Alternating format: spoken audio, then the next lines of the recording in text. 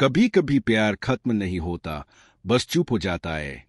जैसे किसी ने दिल के कमरे की लाइट बंद कर दी हो, पर अंदर अब भी किसी की मौजूदगी बाकी हो। वो लड़की आज भी तुम्हारे ख्यालों में सांस लेती है, बस अब तुम्हारे मैसेज में नहीं। तुम दोनों के बीच जो खामोशी है, वो सिर्फ दूरी नहीं, वो अनकही बातें, अधूरे जवाब और वो सारे इमोशंस है जिन्हें किसी ने जुबान नहीं दी।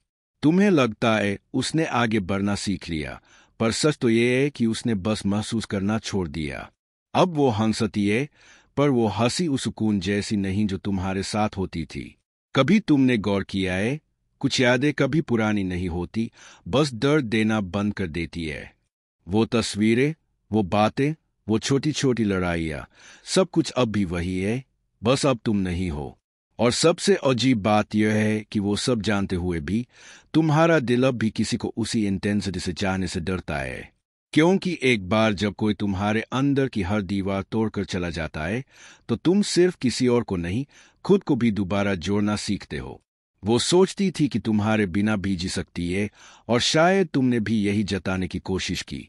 लेकिन हकीकत यह है कि दोनों ने ही एक दूसरे को भूलने की बजाय खुद का कोई हिस्सा खो दिया।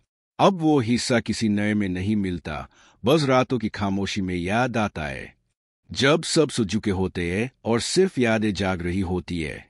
प्यार की यही तो विडंबना है, ये कभी पूरी तरह खत्म नहीं होता।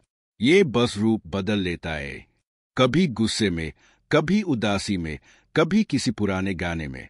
और शायद यही इंसान की सबसे बड़ी कमजोरी भी है कि वो अपने सबसे गहरे घाव को भी प्यार का नाम दे देता है।